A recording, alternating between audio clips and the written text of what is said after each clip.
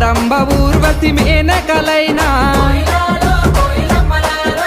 నీ అందము చూస్తే అసూయ పడతరే ఇంతటి అందాన్ని ఆ బ్రహ్మదేవుడు ఎంతెంత కష్టపడి రూపుదిద్దినాడో